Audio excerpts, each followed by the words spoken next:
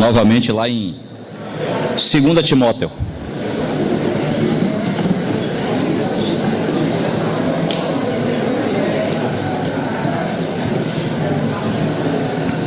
A semana passada nós lemos alguns textos lá e hoje nós queremos continuar. 2 Timóteo, capítulo 3.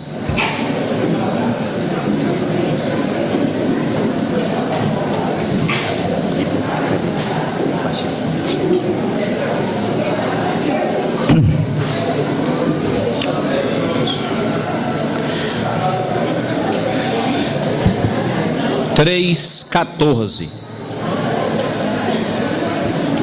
Senhor, nós ainda continuamos dependendo de Ti, Senhor. Agradecemos pelo privilégio de poder partir o pão, lembrar da morte que nos trouxe vida, lembrar do amor que nos resgatou e mudou a nossa história. Bendito seja o Teu nome, Senhor. Ainda dependemos do Teu Santo Espírito para nos conduzir aqui na palavra. A Tua palavra, as palavras que o Senhor fala são Espírito e são vida.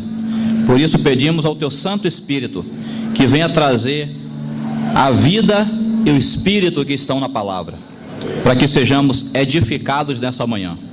Se o Senhor não edificar a casa, em vão trabalham os edificadores.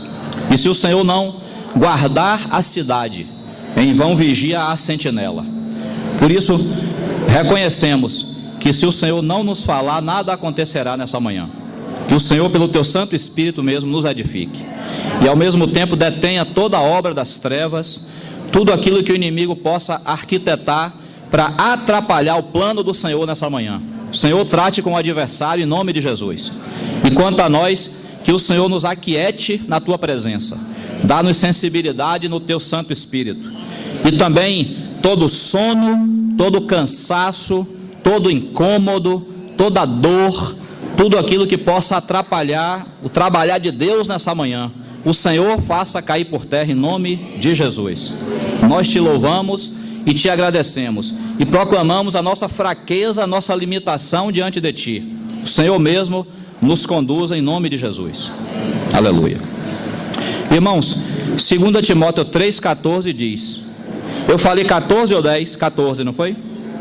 Tá, tu porém permanece naquilo que aprendeste e de que foste inteirado, sabendo de quem o aprendeste, e que desde a infância sabes as sagradas letras, que podem tornar-te sábio para a salvação pela fé em Cristo Jesus.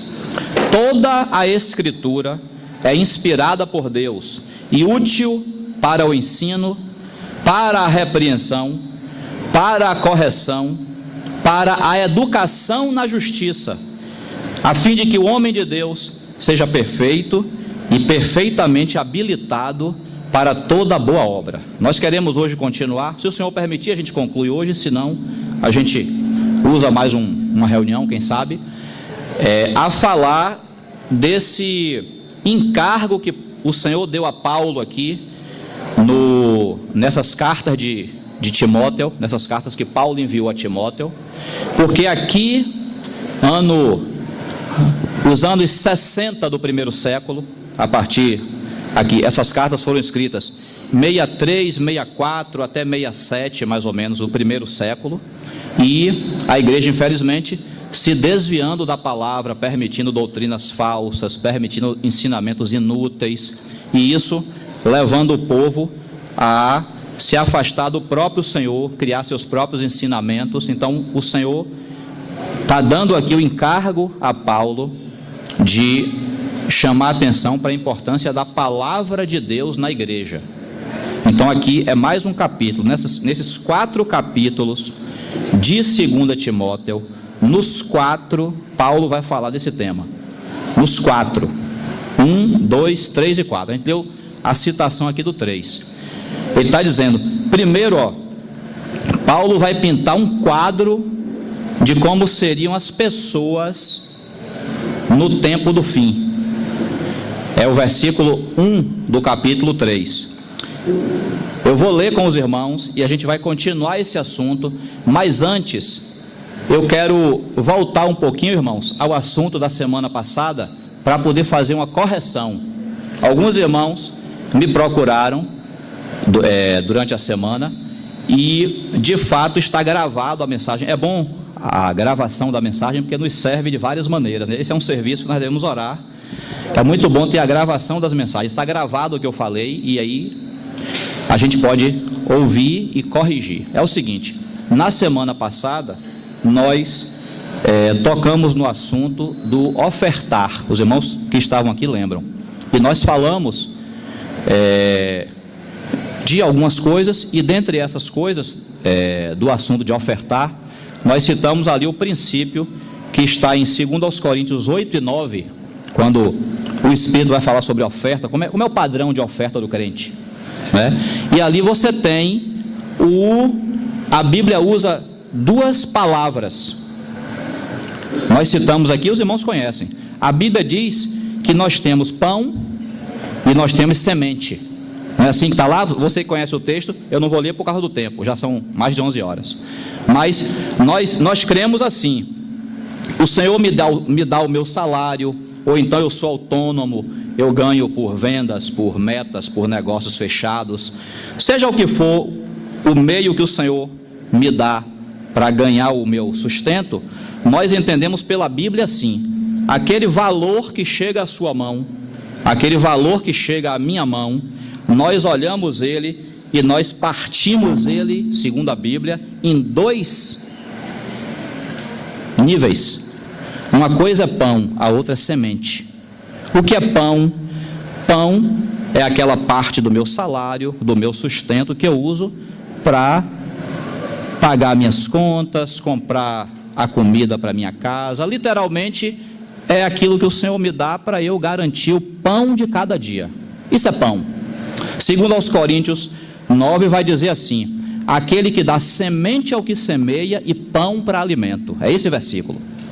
Então a Bíblia divide aquilo que nós ganhamos, que nós temos, em pão e semente. Pão é aquilo que eu uso. O Senhor quer que eu pague minhas contas, que a Coelba não precise ir lá em casa cortar a luz. O Senhor quer que eu compre no cartão de crédito e pague a fatura no final do mês. O Senhor quer que minhas contas estejam em dias. Se minhas finanças estiverem desordenadas, eu preciso buscar o Senhor para eu poder ter minhas finanças ordenadas, para eu não ter meu nome no SPC e Serasa. Então Ele me dá o pão para o meu sustento. Mas o salário, o valor que chega às minhas mãos e às suas, não é só pão. O valor também tem lá uma parte que a Bíblia chama de semente. O que é semente? É que eu olho para meu salário e tem uma parte que é para meu sustento, que eu pago minhas contas, mas tem outra parte que eu invisto no reino de Deus, eu devolvo ao Senhor. Você pode chamar de dízimo, de oferta, do que for, mas o fato é, nem tudo que você ganha é para você usar para você. Uma parte devolve ao Senhor. Qual é a correção que nós queremos fazer? É que lá na semana passada, quando eu falei desse assunto, eu usei a palavra sobra. E essa palavra não ficou bem, porque ficou parecendo que eu pego o meu salário, pago minhas contas e o que sobra eu oferto. E isso não é verdade, não é assim que nós cremos. Não. Quando eu utilizei a palavra sobra, não foi boa a palavra, mas na minha mente, é por isso que os irmãos precisam orar por quem fala a palavra, porque às vezes a ideia está clara, mas a palavra não expressa a ideia. Na minha mente eu tinha, desculpa, eu gosto de matemática. Na minha mente eu tinha um conjunto matemático, você tem soma de conjunto, diferença de conjunto. Você pega aqui, os livros da Bíblia, um conjunto todo, 66 livros. Você tira o conjunto do Antigo Testamento, 39, sobra o conjunto do Novo, 27. Está vendo? Mas a gente usa sobra. Mas não é sobra. É a mesma coisa, só que tem duas partes. Não é sobra no sentido de que eu tenho meu salário, eu pago minhas contas, o que sobra eu oferto. Não, eu já olho o meu salário assim: Senhor, aqui é pão, aqui é semente, aleluia. Então, os irmãos, por favor, se ficou essa ideia de que a gente oferta o que sobra, apague essa ideia, porque nós não ofertamos o que sobra. Pelo contrário, o prazer nosso é no primeiro dia receber o salário. O provérbio diz assim: honra o Senhor com as primícias da tua renda. Então o prazer nosso é no primeiro dia receber o salário, antes de pensar na coelba, no cartão de crédito, no feijão, dizer: Jesus, toma aqui a parte que é tua, Senhor. Não é o que sobra, não, pelo contrário, a gente dá o primeiro lugar, a gente dá logo a Ele. Então, ficou claro? E nós até citamos um exemplo, a um casal na história da igreja, que eles tinham constituído neles o princípio de dar. O princípio de dar, por exemplo, você pode ler Lucas 6,38. Jesus falou assim: dai e dar-se-vos-á. Se o crente tem um coração generoso, se o crente não é avarento, não é apegado a bens, não é uma troca, mas Deus vai abençoar ele. Vai, porque ele dá, ele recebe. Ele dá, ele recebe. Está escrito lá, Jesus falou isso. Então há esse princípio nas Escrituras. Então nós até citamos que esse casal não ficou muito bem explicado o exemplo. Às vezes falta o tempo e às vezes as ideias confundem realmente. A gente pensa que passou a ideia e não passou. Esse casal, por causa desse princípio de dai e dar-se-vos-á, eles entendiam assim: tudo o que eles tinham não era para sobrar. Deus dava a eles o que era necessário para o sustento. Se tivesse sobrando alguma coisa, aí realmente a gente aplica a palavra sobrar. Por quê? Porque eles olhavam a despensa. Ora, eu preciso de 2, 3 quilos de feijão para passar o mês. Tem 5? Não. Eu separo os 3, os 2 que eu preciso e o que sobra eu oferto. Era assim que esse casal agia. Então, por causa desse exemplo, aí ficou essa ideia meio de que sobra, o que sobra. Não, mas não é o que sobra que eu oferto. Amém? Ficou claro, irmãos? Aí esse casal, eles passaram por um tempo de escassez, estava faltando as coisas, e aí um olhou para o outro e falou assim: se está faltando, é porque nós estamos retendo alguma coisa que era para ter dado a Deus, devolvido a Deus. E eles olharam, tinha uma saca de farinha lá na despensa. Vai precisar disso aqui? Não, libera. Ofertou aquela saca de farinha. Então esse é o princípio de dai e dar-se-vos-á, que vem junto com o princípio do ofertar. É o princípio de Deus. Deus é o primeiro que deu. Deus é o primeiro que amou o mundo de tal maneira que deu. Como foi que Deus mostrou o seu amor por nós? Dando o seu Filho unigênito. O homem muitas vezes quer reter as coisas, Deus quer liberar as coisas. Deus é diferente de nós. Irmãos, feita a correção, amém? Podemos seguir? Deus nos abençoe. Ninguém oferta o que sobra, não. A gente simplesmente divide em 2 partes. Amém? Voltando para 2 Timóteo 3:1. Paulo está pintando o quadro. Paulo pelo Espírito. A gente fala Paulo é instrumento, é vaso. É o Senhor que está falando aqui. 3:1. 2 Timóteo 3:1. Sabe, porém, isto: nos últimos dias sobrevirão tempos difíceis. Vê se você, ao escutar esses versículos, vê se você não lembra do Jornal Nacional. Vê se você não lembra. Eu não assisto não, mas de Bocão, de Namira, de Varela. Ouça comigo. Sabe, porém, isto: nos últimos dias sobrevirão tempos difíceis, pois os homens serão egoístas, avarentos, jactanciosos, arrogantes, blasfemadores, desobedientes aos pais, ingratos, irreverentes, desafeiçoados, implacáveis, caluniadores, sem domínio de si, cruéis, inimigos do bem, traidores, atrevidos, enfatuados, mais amigos dos prazeres que amigos de Deus, tendo forma de piedade, negando-lhe, entretanto, o poder. Foge também destes. Alguns irmãos ficam perguntando assim: Paulo, quando falou essa palavra, ele estava se referindo aos incrédulos ou aos crentes? A resposta é: ele estava se referindo aos homens. Aos homens. Você é homem, você é mulher, você é ser humano, está se referindo a todos. Nos últimos tempos, nos dias do fim, por causa do aumento da iniquidade, os homens seriam, e aqui você inclui crente e incrédulo. Claro que nós, por termos a vida de Deus, porque o Senhor está trabalhando na nossa vida, nós temos condições de dar um testemunho diferente disso aqui. Mas nós somos carne igual aos incrédulos que estão aí fora. Então, se a gente deixar, nós vamos manifestar até no serviço ao Senhor, até na vida cristã, essas características negativas que o versículo citou aqui. Tanto que a lista, a relação, o conjunto termina com: mais amigos dos prazeres que amigos de Deus, tendo forma de piedade, negando-lhe entretanto o poder. Isso aqui pega a gente assim de cheio, isso aqui. Quantas vezes dizemos para nossa vergonha, quantas vezes nós somos só aparência?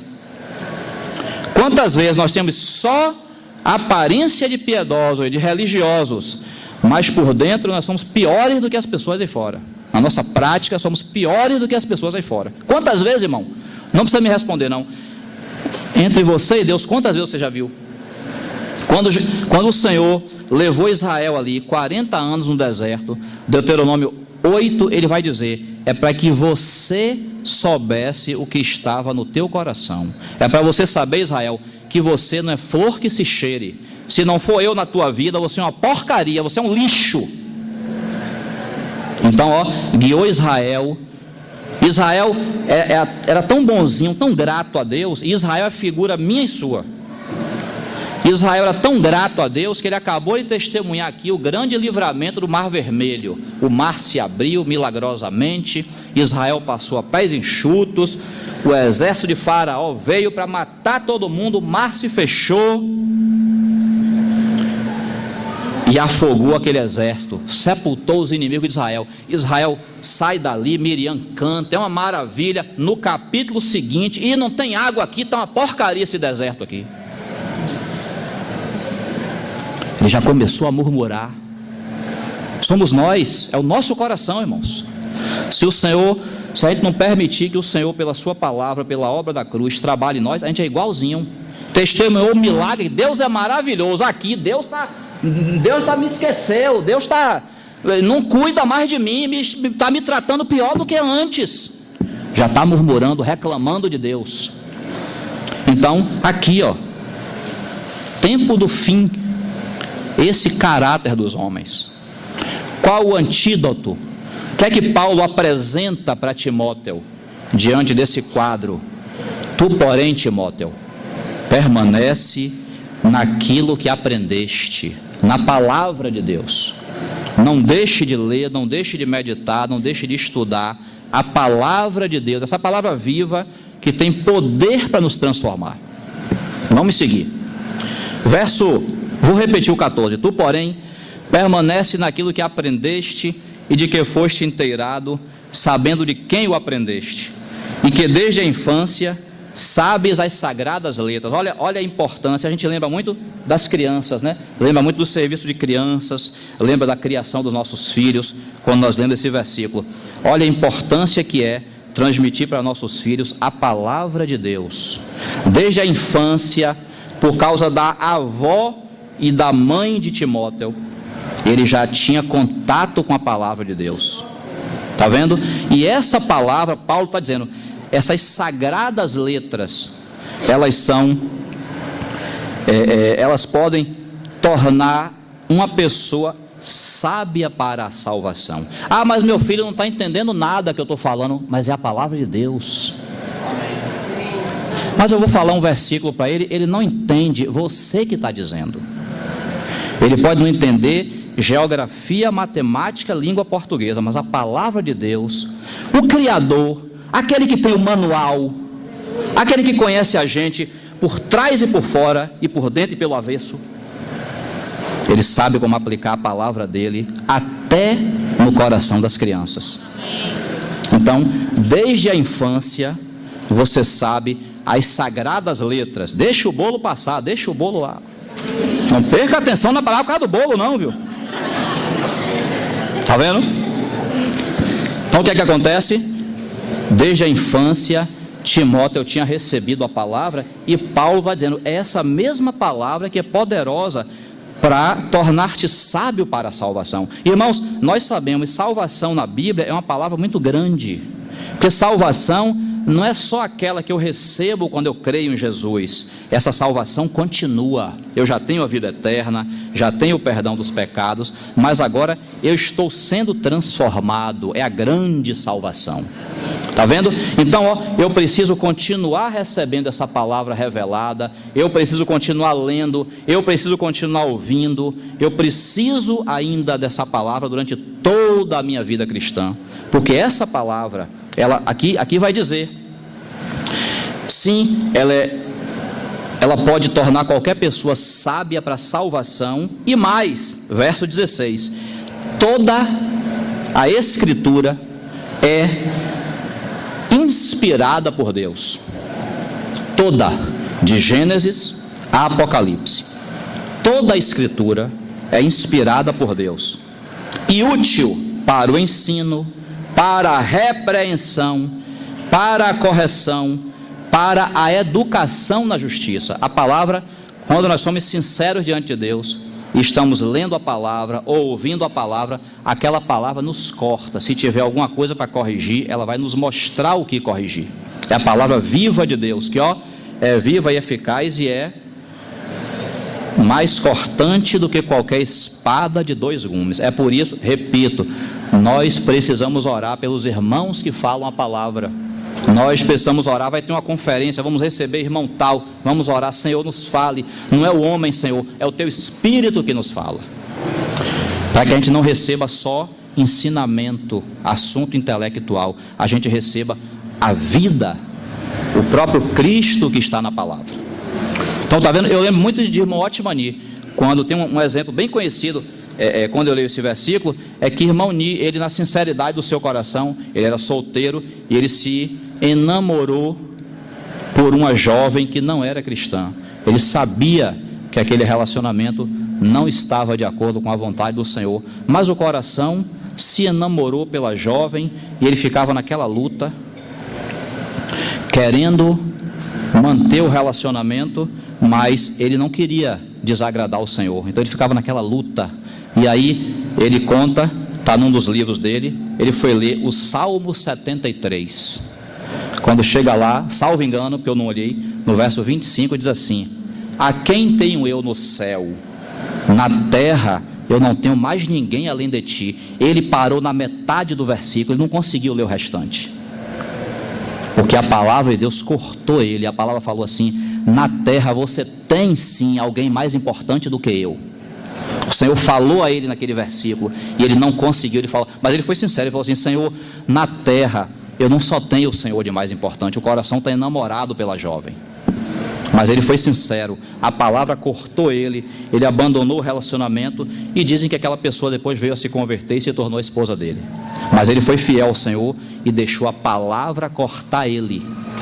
Está vendo? E na época ele dizia assim: Senhor, me peça qualquer coisa, mas não peça para eu deixar esse relacionamento não. Eu vou pregar o evangelho lá na Malásia, eu vou lá para o Brasil, nem descoberto era ainda talvez. Mas o Senhor, mas ele na sinceridade do coração, ele fala assim: mas o Senhor, uma vez tendo colocado o dedo na questão, o Senhor só ia tirar depois de resolvida, e foi isso que o Senhor fez. A palavra entrou como uma espada de 2 gumes e cortou o nosso irmão. Então veja, os irmãos, é só um pequeno exemplo de que nós temos a palavra de Deus na nossa mão. Se formos sinceros, se lermos em oração, essa palavra vai nos cortar. Essa palavra, verso 16, é útil para o ensino, para me repreender, Você pode estar num caminho errado e a palavra te repreender, dizer que você está errado, se arrependa. Para repreensão, para correção, às vezes é só correção. O rumo, você está seguindo o rumo, mas está um pouquinho desviadozinho. A Bíblia vai corrigir você para você andar no rumo certinho do Senhor. Não é da religião não, é do padrão dele, do Senhor. Para correção, para educação na justiça. Marcelo Alves estava lembrando, nós, irmãos, em Adão somos mal educados. Mal educados. Tito vai dizer isso. A graça de Deus se manifestou salvadora. Aí diz assim: educando-nos, para que, renegadas as paixões mundanas, vivamos no presente século sensata, justa e piedosamente. A graça de Deus me educa. Esse evangelho que eu recebi, essa palavra de Deus na minha vida, me educa. Às vezes, só um parênteses, falam de educação espiritual. Você chega na reunião de partir do pão, olha aí, é a prática na prática. Você chega na reunião de partir do pão, a reunião está pegando fogo, os irmãos já estão lá no terceiro céu, mas você chegou 9h30, 10 horas, você chegou atrasado. O que é que a educação espiritual diz? Entre quietinho, não atrapalhe, sente no seu lugar e perceba o que está acontecendo. Não chegue já, vou orar, vou cantar porque eu já cheguei. Não, você não está no ritmo. Você chegou, você está frio, o carro não esquentou ainda. Seu motor é álcool, aquele motor antigo que para o carro sair tem que esquentar primeiro. Então a educação espiritual diz: eu chego, meus irmãos, já estão lá no terceiro céu. Eu preciso perceber, está onde a reunião? Já partiu o pão? Está falando de quê? Jesus já ressuscitou? Perceber o ambiente. Educação espiritual. Se não, os irmãos, pode acontecer, os irmãos já estão lá na ressurreição e eu estou, deixou o esplendor de sua glória. Já foi, já desceu, já encarnou, já morreu, já ressuscitou, irmão. Você está atrasado. Está vendo? Reunião de oração. Cheguei atrasado, os irmãos já estão orando. Cheguei, eu tenho que orar. Não, você não tem que orar nada. Você chegou, Jesus, amém. Meus irmãos já estão no encargo aqui, Senhor. Me ajuda a entrar nesse fogo aí, em nome de Jesus. Está orando pelo quê? A conferência, o serviço social, o país, Temer, não sei. Mas tem lá uma condução que o Senhor está dando na reunião de oração. Porque a reunião de oração é reunião da igreja. Não é reunião que eu vou apresentar meus pedidos. É reunião da igreja. Eu tenho que saber, naquela noite ali, a que o Senhor está direcionando a igreja naquele momento. Para eu poder entrar e não atrapalhar. Educação espiritual. Sensibilidade no espírito para poder perceber, para não atrapalhar. Está vendo? Mas voltando, é esse evangelho que nós recebemos, essa palavra que é apta para fazer tudo isso aqui do verso 16, aí o verso 17 diz assim: a fim de que o homem de Deus seja perfeito e perfeitamente habilitado para toda boa obra. Esse conceito de perfeito na Bíblia é maduro. Quando você vê na Bíblia homem perfeito, o que é perfeição na Bíblia? É Efésios capítulo 4. Até que todos cheguemos à unidade da fé, à medida da estatura de Cristo. É quando a gente começa a manifestar o seu caráter, o caráter do nosso Senhor. Isso é maturidade, isso é perfeição. A Escritura, a palavra de Deus, tem essa função e esse poder, a fim de que o homem de Deus seja perfeito e perfeitamente habilitado para toda boa obra. Como é que eu vou ser um homem maduro na vida cristã? É quanto mais eu me encher dessa palavra, é quanto mais também, não podemos deixar de dizer, eu permiti que o Espírito Santo, pela obra da cruz, quebrante esse ego inflexível, essa alma que quer fazer a própria vontade dela. A obra da cruz também tem esse outro lado. E a parte que nós estamos falando é o trabalhar da espada de dois gumes, que é a palavra de Deus, essa palavra viva que nos transforma. E aí, irmãos, Paulo está nesse espírito aqui, falando com Timóteo. Então vamos ler aí o capítulo 4, verso 1. Olhe como Paulo aplica uma palavra forte aí, falando a Timóteo. Diz assim, conjuro-te, 4:1. Conjuro-te perante Deus e Cristo Jesus, que há de julgar vivos e mortos pela sua manifestação e pelo seu reino. 2 pontos. Versículo 2. Prega a palavra. Paulo faz essa introdução toda aí a Timóteo. Timóteo, eu conjuro. É como se Paulo pudesse ajoelhar e implorar para Timóteo fazer aquilo. O que? Pregue a palavra. Alguns irmãos olham esse versículo e entendem que Paulo está dizendo: Timóteo, pregue o evangelho para as pessoas se salvarem. A frase que está aqui é: prega a palavra, em todos os sentidos.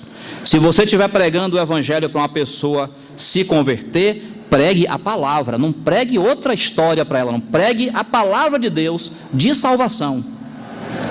Se você estiver ensinando a igreja, pregue a palavra, não traga outra história, não traga a sua experiência.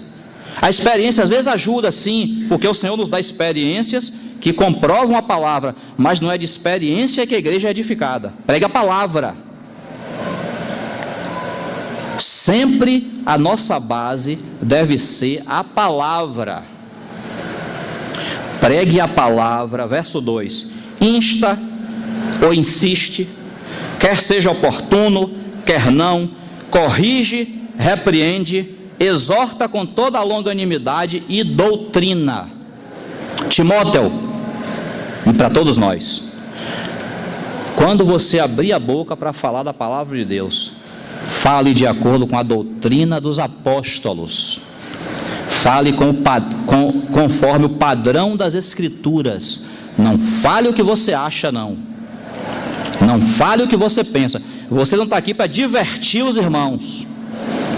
Você não está aqui para promover entretenimento aos irmãos. O que edifica a igreja é a palavra de Deus. Essa palavra deve ser pregada. Aí nós precisamos mais uma vez pedir aos irmãos: não esqueçam, ore pelos irmãos que falam a palavra, porque esses irmãos devem ser canais para Deus dispensar aquilo que Ele quer através da sua palavra, e não o achismo, a filosofia, o pensamento de cada um. Deus dá a palavra e essa palavra deve ser dispensada para a igreja. É isso que Paulo está insistindo. Timóteo, não mude o foco, não mude o padrão, pregue a palavra de Deus. E ele vai dizer que tem que ser com toda a doutrina, ou seja, não esqueça que o que você prega, Timóteo, tem que ser de acordo com a revelação, a doutrina, o ensino que os apóstolos receberam do Senhor e passaram para nós. Verso 3. Por que Paulo está sendo tão forte nesse pedido? Verso 3. Pois haverá tempo, profetizou para o nosso tempo. Pois haverá tempo em que não suportarão a sã doutrina. Pelo contrário, cercar-se-ão de mestres segundo as suas próprias cobiças, como que sentindo coceira nos ouvidos, e se recusarão a dar ouvidos à verdade, entregando-se às fábulas. Irmãos, isso é profecia e se cumpre no nosso tempo. Chegamos a um momento em que Há irmãos que eles querem ouvir aquilo que agrada a eles. Então, se a pregação não agradar, eu vou me reunir em outro lugar. Chegamos a esse tempo, ou não chegamos? Chegamos a esse tempo. Não suportarão a sã doutrina, não suportarão o santo ensino. Por quê? Porque eles querem ouvir aquilo que agrada. As pessoas vão querer ouvir talvez autoajuda, talvez autopromoção, talvez prosperidade, coisa que traga, desculpe o termo, coisa que melhore o astral. A profecia se cumpre nos nossos dias. Então, irmãos, qual é o antídoto? Pregue a palavra, Timóteo. Se as pessoas não quiserem ouvir, é com elas e o Senhor, mas a sua obrigação é pregar a palavra. Você não está aí para agradar ninguém, não. Irmãos, quando nós viemos ouvir a palavra, qual a nossa atitude? Qual a nossa atitude?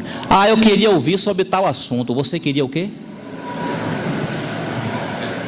Por acaso, a lição do Salmo 23, você já viu? Começa assim, deve ser o salmo mais conhecido, ele e o 91. O Senhor é o meu pastor, não é isso? Nada me falta. O verbo no hebraico é nada me falta. Deitar-me faz em verdes pastos, ou em pastos verdejantes. Irmão, vamos ser bem claro? Quem disse que a ovelha sabe o que ela tem que comer? Quem sabe o que a ovelha tem que comer é o pastor dela. Esse pastor do Salmo 23, o nosso Senhor Jesus Cristo. Então, nós precisamos orar, não para dizer assim, domingo eu queria ouvir aquela palavra, não queria ouvir sobre oferta, não. Domingo eu queria ouvir sobre o reino. Antes, você deveria dizer assim: Senhor, abençoa, Senhor, em nome de Jesus. Quem o Senhor levantar para falar a palavra, que fale a palavra que nós precisamos ouvir. Porque é o Senhor que pega a ovelha e leva ela para os pastos. Aqui, minha filha, pode comer aqui. Tem pasto à vontade para você. O Senhor conhece o pasto que a gente deve comer. Pastos verdejantes. Eu lembro, não esqueço, nós citamos muito o irmão Delcio aqui. Aquele irmão realmente nos ajudou e nos ajuda muito. Deus abençoe o nosso irmão. Eu lembro, numa das primeiras conferências de Contagem, Minas, irmão Delcio falou assim: se nós anunciássemos esse ano que a conferência do ano que vem ia ser sobre João 3,16, muita gente ia faltar a conferência do ano que vem. Porque muita gente ia dizer assim: o que é que eu tenho para aprender em João 3,16? Que eu não já tenha aprendido. E a presunção ia subir ao coração. Então, está vendo, irmãos? Nós não devemos ter o coração de querer ouvir o que a gente acha que tem que ouvir, ou que nos agrada. Não, Senhor, abençoe os irmãos. Deus tem irmãos que fazem parte desse ministério da palavra. Se der tempo, a gente vai lá falar sobre eles. Efésios capítulo 4. A oração da igreja deve ser: Senhor, abençoe esses irmãos, inspire esses irmãos, mostre para eles qual é a palavra que a sua igreja precisa ouvir. Irmãos, se nós fizermos isso, Deus vai atender a nossa oração. Deus vai dar para nós a palavra que nós precisamos ouvir em cada momento, e não aquela que nós gostamos de ouvir. Eu já gosto quando fala do Antigo Testamento. Não, eu não gosto muito do Antigo Testamento. Eu gosto mais quando fala do Novo Testamento. Ô, irmão, gostar. A gente é edificado pelo que a gente gosta de ouvir. Está aqui, a advertência da Bíblia, para a gente não cair nessa disposição dessas pessoas que não querem ouvir a sã doutrina, não querem ouvir aquilo que o Senhor quer falar para elas. Elas se cercam de mestres segundo os seus próprios desejos. Ele fala o que eu quero ouvir. Então aqui eu me reúno aqui, porque aqui o pessoal só fala o que eu gosto de ouvir. Que o Senhor tenha misericórdia. Isso é profecia para se cumprir no nosso tempo. Paulo está dizendo: Timóteo, pregue a palavra. Se você está servindo a Deus, falando Timóteo, se você é um irmão que está cuidando do ensino dos irmãos, se você tem certeza de que o Senhor está dando a palavra para você, para os outros, para falar para a igreja, pregue a palavra. Não pregue, eu não vou pregar domingo sobre esse assunto, não, porque os irmãos vão ficar de cara feia comigo. Eu não vou falar sobre assunto de oferta, não, porque oferta aí fora é uma confusão, o pessoal não sabe direito o que é oferta. Aí eu não vou falar sobre oferta, não, porque aqui vai desagradar os irmãos. Irmãos, se nós estivermos falando sobre a palavra de Deus, pode até nos desagradar, mas espere que a palavra vai cortar você, ó. Vai desagradar, vai doer, vai doer, vai cortar, mas ao final vai separar a alma do espírito. Você vai entender aquilo que o Senhor quer falar para a gente e vai entender aquilo que sua alma queria que você ouvisse. Separou a palavra de Deus, viva e eficaz. Efésios 5, quando está falando sobre o casamento, Paulo vai dizer assim: ninguém jamais odiou a própria carne, não é assim? Ou o próprio corpo. Antes, o que é que ele faz? Alimenta e dela cuida. Aí Paulo fala assim: como Cristo faz com a sua igreja. É o Senhor quem alimenta a sua igreja. Não deve ser assim: a gente deveria falar sobre o que domingo? Eu acho que estava pensando em falar sobre oferta. Vamos falar sobre oferta? Não, a gente não trata a palavra dessa maneira leviana, não, irmãos. Nós oramos, nós buscamos a vontade do Senhor para saber o que Ele quer que seja falado. E os irmãos precisam nos acompanhar nessa oração. Os irmãos precisam nos acompanhar nesse propósito de dizer assim: Senhor, o que nós precisamos ouvir? Domingo estaremos reunidos, após o partir do pão, estaremos ouvindo a palavra. Senhor, o que nós precisamos ouvir? O que eu preciso ouvir? Qual a nossa necessidade? O Senhor sabe, eu não sei, mas o Senhor sabe. Senhor, se manifeste na palavra, fale a nós. Fale para nós aquilo que o Senhor quer falar. E que todos nós possamos entender a Tua voz. Essa deve ser a nossa oração, e não esse exemplo terrível aqui, de não querer suportar o santo ensino. De vez em quando, nós ouvimos falar de alguém que deixou de reunir conosco. Quando vai procurar saber o que foi, é porque ouviu uma certa palavra que falamos e aí não suportou. Era completamente diferente do que a pessoa queria. Aí foi embora. Nós não queremos reter ninguém, mas nós não podemos falar aquilo que agrada às pessoas. Nós precisamos ter um compromisso com a palavra de Deus. Então, irmãos, acho que dá tempo, qual é o plano de Deus nesse sentido do ministério da palavra? A gente pode citar Efésios capítulo 4, vamos ler? Efésios capítulo 4, verso 11.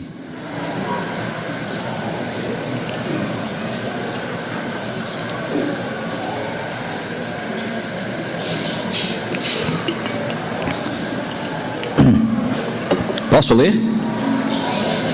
Diz assim, Paulo novamente, pelo Espírito, diz assim, 4:11 de Efésios: e Ele mesmo, está falando do Senhor, e Ele mesmo concedeu uns para apóstolos, outros para profetas, outros para evangelistas, e outros para pastores e mestres. Aí nós sabemos que esses irmãos, eles fazem parte do ministério da palavra. Quando a gente continuar a ler o texto, a gente vai confirmar isso. Apóstolos, profetas, evangelistas, pastores e mestres. Aí ele, o nosso Senhor, teve um propósito quando levantou esses irmãos. Não são todos, são alguns que ele levantou para esse ministério. 12. Com vistas, o Senhor tinha em vista, ele tinha o propósito de quê? Com vistas ao aperfeiçoamento dos santos. O ministério da palavra serve para nos aperfeiçoar. Então nós vamos receber irmão Mac, irmão Gerson agora, como é o nome do irmão do Chile? Tem vários, né, Marcelo? O que falou junto com o Gino na última conferência?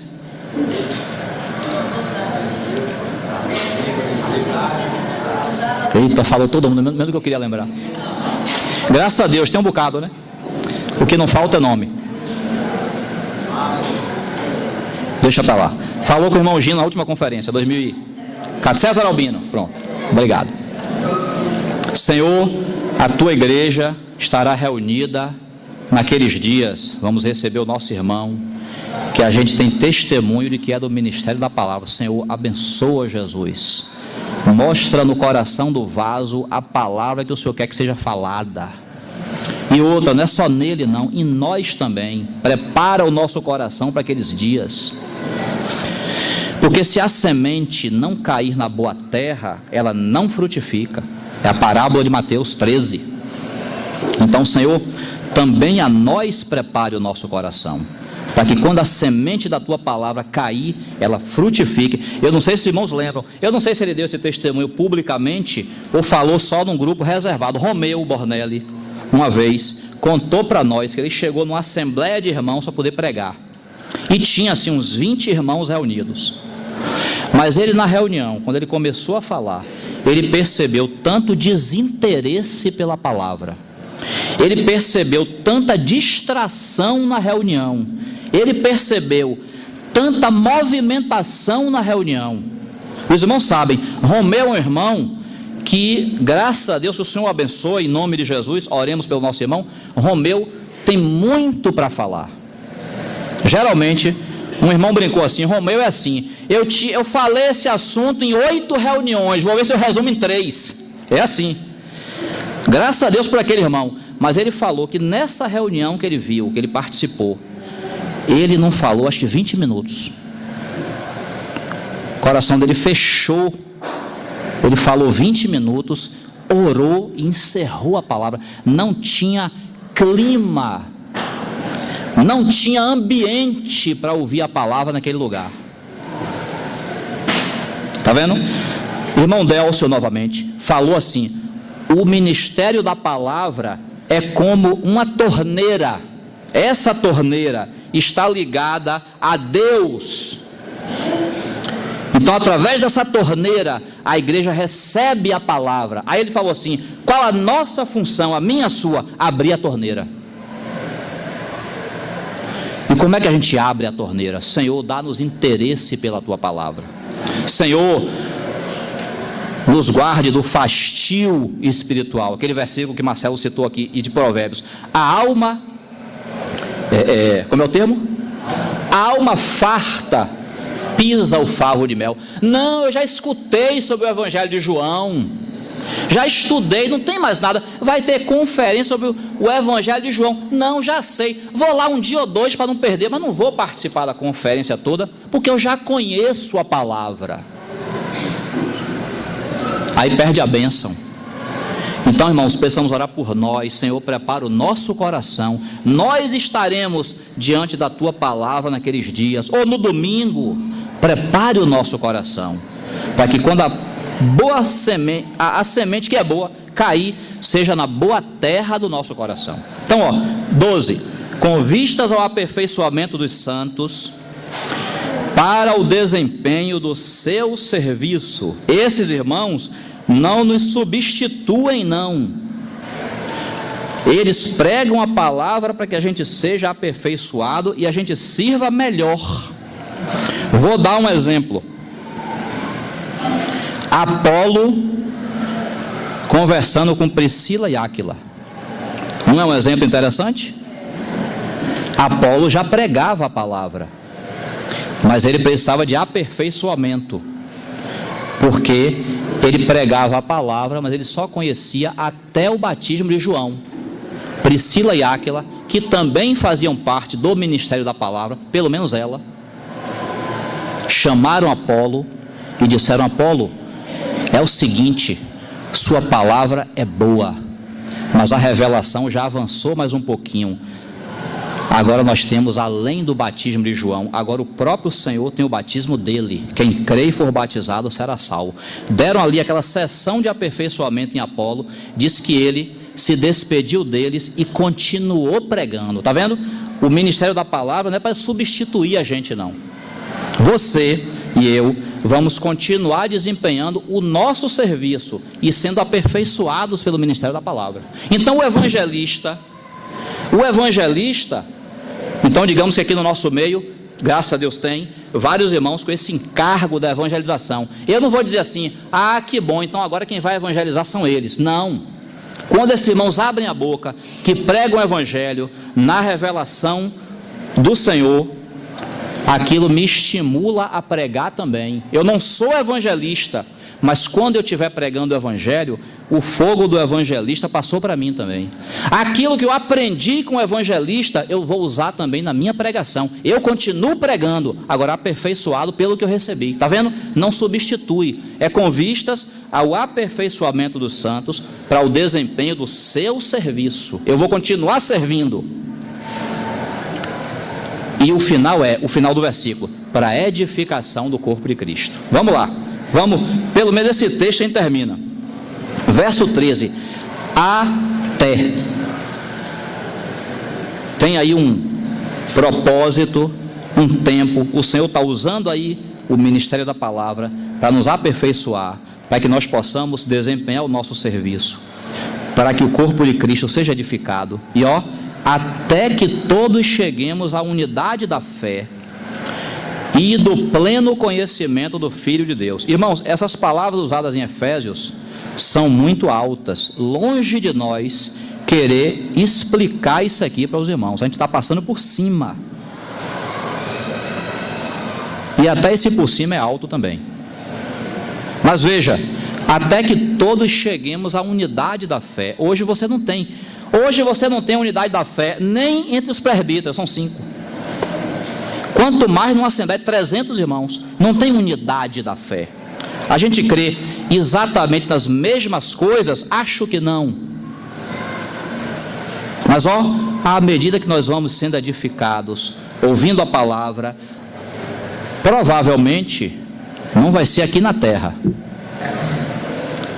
mas lá naquele dia nós vamos atingir a unidade da fé, vamos crer exatamente nas mesmas coisas, porque nós não cremos em coisas, nós cremos numa pessoa, lembra? E aí diz assim, é a unidade da fé, no verso 13, e do pleno conhecimento do Filho de Deus. Hoje nós conhecemos em parte, não é assim que diz? Mas naquele dia nós vamos conhecer totalmente o Senhor. Enquanto a gente está aqui, nós estamos ouvindo a palavra revelada, e o Senhor está produzindo isso em nós. Naquele dia nós vamos ter a unidade da fé, pleno conhecimento do Filho de Deus, a perfeita varonilidade, ou seja, a frase seguinte, à medida da estatura da plenitude de Cristo. Vamos estar maduros no Senhor, vamos ser totalmente conquistados pelo seu caráter, pela sua vida em nós. Isso a gente vai atingir lá no final. Não tenha pressa, não tenha calma, vamos ser fiéis ao Senhor. Ele vai fazer isso. Aquele que começou a boa obra em vós há de completá-la até o dia de Cristo Jesus. Agora observe, irmãos, é importante, Deus estabeleceu esses irmãos aqui. Você lembra do Salmo 127? Se o Senhor não edificar a casa, em vão trabalham os edificadores. Aqui os edificadores: apóstolos, profetas, evangelistas, pastores e mestres. O Senhor levantou esses edificadores. Agora eles e nós temos que saber que a edificação não é porque o edificador conhece a Bíblia, tem 50 anos de vida cristã. Não é a edificação quem produz, é o Senhor. Amém? Nós entendemos que tudo é feito pelo Senhor. Agora Ele usa os instrumentos humanos. Então o edificador está lá trabalhando, está lá cumprindo o seu ministério, o seu serviço, mas ele tem que dizer assim: Senhor, eu de fato não sou nada, quem faz a obra é o Senhor. Então está aqui, esses irmãos estão trabalhando em harmonia com o Senhor, para trazer a palavra para a igreja. Verso 14, olha, irmãos, tem um propósito aí, a mais, que está no verso 14, para que não mais sejamos como meninos pessoas imaturas, e ele vai dizer qual é o ponto de vista de menino. O que é que ele entende como menino? É só você seguir adiante. Agitados de um lado para outro e levados ao redor por todo o vento de doutrina, pela artimanha dos homens, pela astúcia com que induzem ao erro. Irmãos, esse trecho de Efésios nos lembra 2 Timóteo, que a gente acabou de ler. Se nós recebemos a palavra revelada, se nós temos o privilégio de ouvir irmãos que nos trazem aqui a doutrina dos apóstolos, nós vamos ser guardados das falsas doutrinas. Nós vamos ser guardados de sermos como meninos, levados de um lado para outro, por todo o vento de doutrina. Doutrina inútil, passa o vento. Eu lembro muito do que Jorginho falou uma vez. Tem doutrina que é igualzinho a correr atrás de bolha de sabão, ou bola de sabão. Você corre, que bonitinho, linda, multicor, e ainda voa. Aí quando você pega, ela estoura.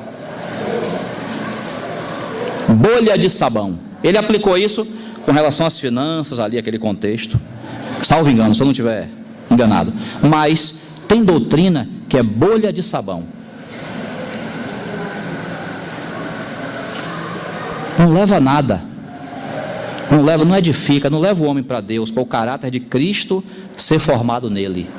Então, o que Paulo está dizendo é: nós devemos receber a pura palavra de Deus através desses irmãos, apóstolos, profetas, evangelistas, pastores e mestres, para que também nós deixemos de ser meninos, porque a palavra vai nos amadurecer, vai nos cortar, vai nos aperfeiçoar, e a gente não seja levado ao redor por todo o vento de doutrina, pela artimanha. No tempo de Paulo já existia, hoje existe mais ainda, pela artimanha dos homens usando a palavra para pregar o que eles querem e aquilo resultar em benefício para eles. Pela artimanha dos homens, pela astúcia com que induzem ao erro. Usar a palavra para induzir a igreja, induzir a mim e a você a um ensinamento falso, a um ensinamento errado. Já existia aqui e existe hoje ainda. Qual o antídoto? Senhor, nos envia a tua palavra. Nós queremos ouvir a palavra de Deus revelada, para isso se constituir em nós. Nós não sabemos muitas vezes que alimento o Senhor quer nos dar. Israel está lá no deserto, está com fome, ele só quer carne, ele só sabe o que é carne, ele só sabe o que é pepino, melão, alho, era o que ele comia lá no Egito. Aí, está com fome, tá bom, o Senhor vai dar alimento a vocês.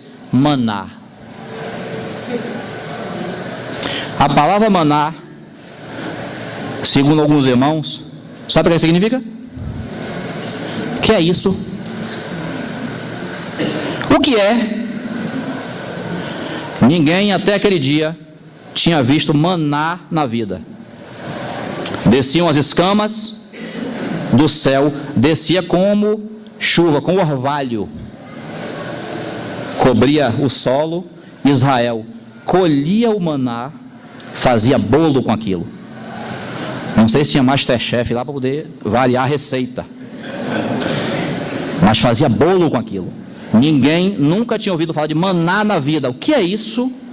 É o alimento que o Salmo 78 vai chamar de o pão dos anjos. E Jesus, no Evangelho de João, vai dizer assim: pão do céu. Ele fala assim: eu sou o verdadeiro pão do céu. Mas o maná também era pão do céu. Pão caía, Senhor, dá-nos sempre desse pão. Então, nós nem sempre entendemos o alimento que o Senhor quer nos dar, mas Ele sabe o que nós precisamos. O que nós precisamos é orar, estar na brecha. Senhor, nós queremos a Tua palavra, nós não queremos vento de doutrina, nós queremos a Tua palavra. Essa nos corta, essa nos edifica. A gente parou no 14, não foi? Pela artimanha dos homens, pela astúcia com que induzem ao erro. Quanta doutrina falsa está na igreja hoje, feita por irmãos. Feita por irmãos, influenciados por si mesmos, influenciados pelo inimigo, para produzirem doutrinas que não edificam, só mantém o povo no oba-oba. Eu falei aos irmãos uma vez, vou repetir essa história. Eu era incrédulo, era adolescente, entrei numa reunião de irmãos, não preciso dizer onde foi, porque eu não estou falando mal deles, mas o que eles fizeram, nós não podemos fazer. Entrei lá, eu era incrédulo, a reunião era uma reunião de prosperidade, a reunião tinha lá um procedimento que você fazia, e você dava uma oferta para poder fazer aquele procedimento, não precisa dizer o que é, não quero aqui chamar a atenção para o detalhe, mas veja, o fato é, eu entrei naquela reunião incrédulo e saí incrédulo. Então por isso que Paulo está dizendo, pregue a palavra, Timóteo. Se tiver pessoas aqui que não receberam a Cristo como seu Senhor e Salvador, não deixe ela sair sem ela saber que ela precisa de Jesus, senão ela está condenada eternamente. Pregue a palavra, não engane, não faça da pregação da palavra oba-oba, para divertir as pessoas, para dar entretenimento. Não, pregue a palavra, se é o evangelho, pregue o evangelho genuíno. Amém? Vou ler o 15 e o 16 para a gente finalizar. Mas seguindo a verdade em amor, cresçamos em tudo naquele que é a cabeça, Cristo, de quem todo o corpo, bem ajustado e consolidado, pelo auxílio de toda a junta, segundo a justa cooperação de cada parte, efetua o seu próprio aumento para a edificação de si mesmo em amor. Uma das mensagens, vamos dizer assim, desses dois versículos é: siga a verdade, siga a palavra e o próprio corpo. Veja, não são esses irmãos que edificam a igreja, eles são parte da edificação, mas o corpo edifica-se a si mesmo. Por quê? Porque você recebe a palavra, aquela palavra te corta, o caráter de Cristo é formado mais um pouco em você e aquilo é manifestado para todos. Então, o corpo se edifica com o trabalho desses irmãos. Novamente digo, esses irmãos não nos substituem, por isso que os irmãos aqui, pelo menos os irmãos entre nós, por favor, irmão, nós não somos espectadores na reunião. Você não vem domingo para aqui, você não vai para a reunião de oração durante a semana, você não vai na reunião do exercício dos dons durante a semana, ou uma reunião de pregação do evangelho. Você não vai para assistir a reunião, você vai para participar. Ah, mas eu não sei pregar a palavra, mas você sabe orar por quem está pregando. Você pode ficar na sua cadeira em paz até a palavra terminar. Você não precisa ficar levantando toda hora para beber água, para ver a mosca que passou por você. Você pode ficar ali na brecha, orando, dizendo: Senhor, nos fale ao coração. Você pode. Às vezes, nós estamos na reunião como espectadores, qualquer coisa nos distrai, porque a gente está só assistindo. A gente não está ali orando, o irmão falando e eu orando, não está. Está distraído. Aí passa uma mosca, distrai. As crianças chegaram, distrai. O bolo passou aqui, ó, distraiu. Não somos espectadores. Essa mensagem é importante aqui em Efésios. Não são os apóstolos, os evangelistas, os profetas, os pastores e os mestres que edificam sozinhos. Não. É a partir do trabalho desses irmãos que nós nos edificamos. Cada um fazendo a sua parte. Que é como fala o verso 16. Segundo a justa cooperação de cada parte. Eu tenho uma parte, você tem outra. E assim o Senhor nos edifica. Irmãos, eu penso, pelo horário eu não posso mais prosseguir. Eu penso que que teria mais uma outra parte desse assunto para falar no próximo domingo. Se for, aqui estarei. Se não, que o Senhor nos abençoe. Amém? Vamos orar, que já deu o horário ali. Senhor, nas tuas mãos entregamos aquilo que falamos, Senhor. Que o Senhor tenha misericórdia. Às vezes nós falamos, mas nós reconhecemos que não conhecemos tudo aquilo que nós falamos. O Senhor é que conhece. Por isso pedimos a Ti a Tua misericórdia, no sentido de nos levar à vida que está na Tua palavra. Que o Senhor nos ajude, em nome do Senhor Jesus.